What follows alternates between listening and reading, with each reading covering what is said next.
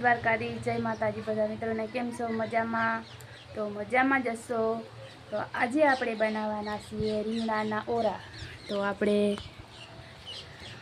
રીંગણા શેકવા મૂકી દીધા. તો એક રીંગણું શેકાઈ ગયું, નાનકડું હતું એ શેકાઈ ગયું છે, અને એક આપણે થોડું કાચું છે એટલે શેકાઈ જાય. તો આપણે સરસ રીતે રીંગણાની છાલ ઉતાર લેવાની છે, અને લઈ લીધી છે આપણે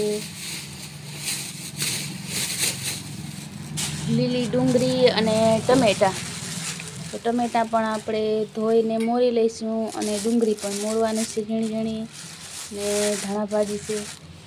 તો ધાણા ભાજીમાં એ બહુ ધૂળ છે એટલે ધાણા ભાજી પણ ધોવી પડશે.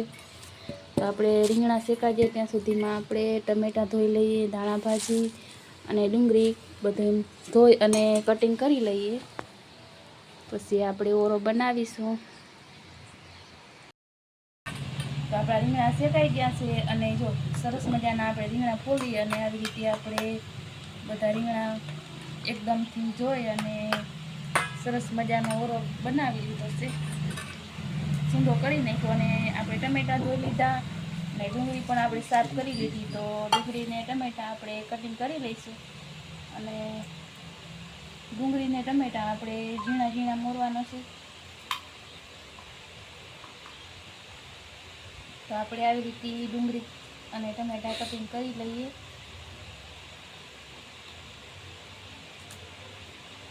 અને ઓરો બહુ મસ્ત થાય.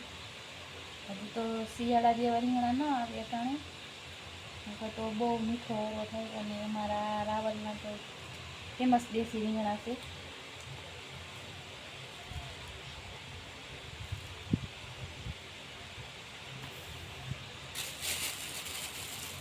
ગરમા ગરમ ઓરો હોય, બાજરાના રોટલા હોય, ખીચડી હોય, તો એની મજા કંઈક અલગ જ હોય. અને અમારા મિત્તલબેન ટમેટું ખાય છે. ઘરમાં ટમેટા રહેવા ના દઈએ. Green salad.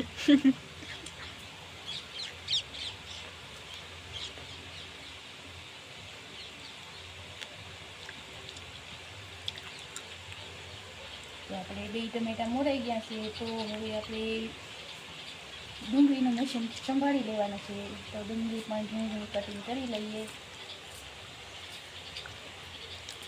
તો આવી રીતે આપણે ડુંગળી પણ સુધારી લઈએ.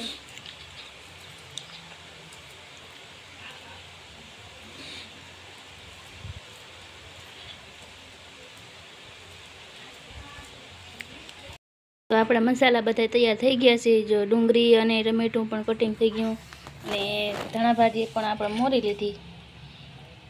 આજે ધાણા ભાજી આપણે પાણીમાં છે, સરસ મજાની આપણે ધોઈને પછી નાખશું. આપણે તપેલીમાં તેલ ગરમ થવા મૂકી દીધું. તો તેલ પણ ગરમ થઈ ગયું છે, જોઈ શકો છો. આપણે ડુંગળી નાખી તો સરસ જ ઉસી આવી ગઈ. તો આપણે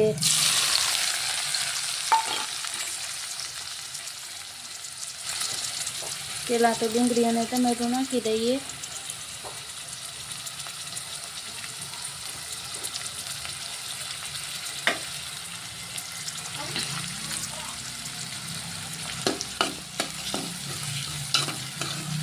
ડુંગળી અને ટમેટાને આપણે 10 મિનિટ સરસ રીતે પાકી જાય ત્યાં સુધી હલાવતું રહેવાનું છે ધીમે ધીમે. તેથી આપણી ડુંગળી કે ટમેટું બળી ન જાય.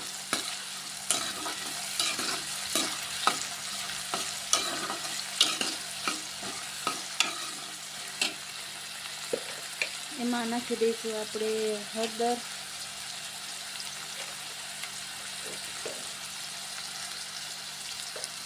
અને મીઠું. સ્વાદ પ્રમાણે આપણે મીઠું નાખી દેવાનું છે.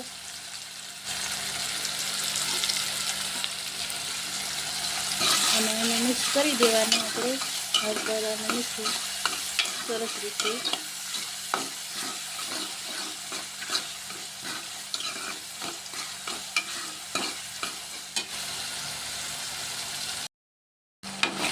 તો આપણે ટમેટાં અને ડુંગળી સરસ રીતે સળી ગયા, જો પાકી ગયા એકદમ સરસ. ટમેટાં સળી ગયા. તો હવે આપણે એમાં નાખી દઈશું આપણે શેકેલા રીંગણા.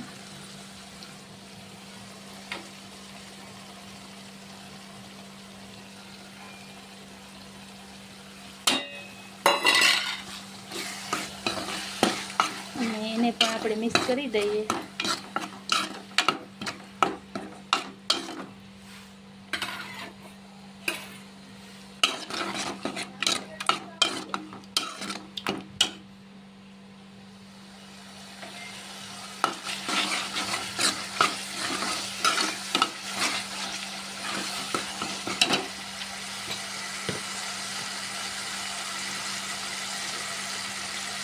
અને હવે નાખી દઈએ આપણે ચટણી. તો ચટણી આપણે તીખું ખાતા હોય એ પ્રમાણે નાખવાની છે.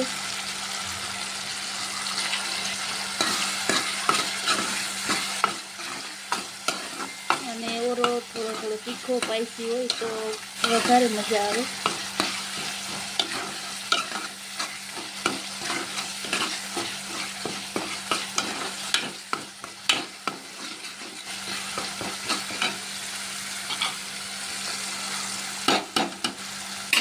ચમચી લઈ લઈએ અને આપણે જે દાંડલા રાખ્યા હતા એ દાંડલાથી એકદમ સરસ રીતે આપણે આવી રીતે મિક્સ કરી દઈએ.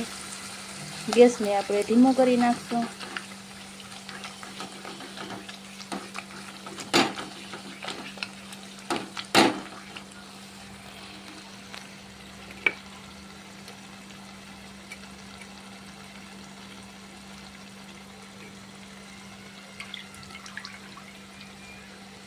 અને હવે નાખી દઈશું આપણે ધાણા ભાજી. જો સરસ રીતે આપણે ધોઈ આવી રીતે અને ધાણા ભાજી આપણે નાખી દઈશું. સરસ મજાનો આપણો ઓરો તૈયાર થઈ ગયો.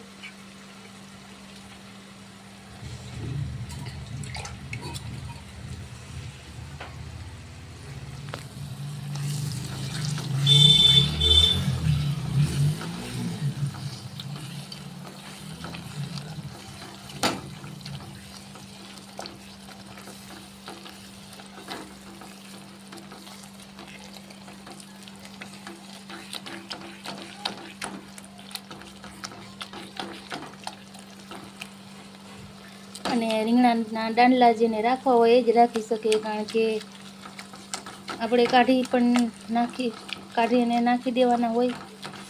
મને બહુ ગમે આવી રીતે દાંડલામાં ઓરો હોય એ ખાવાની, સરસ પણ લાગે. જો આપણે મીઠાઈમાં કાજુ બદામ હોય સર્વ કરવા માટે, અને આજે અમે રાખ્યા છે રીંગણાના દાંડલા ઓરો સર્વ કરવા માટે. વિડીયો ગમે તો લાઈક, શેર અને સબસ્ક્રાઈબ જરૂર કરી દેજો. ફરી મળીશું આપણે નવા બ્લોગ સાથે. ત્યાં સુધી બધા મિત્રોને જય દ્વારકાધીશ, જય માતાજી.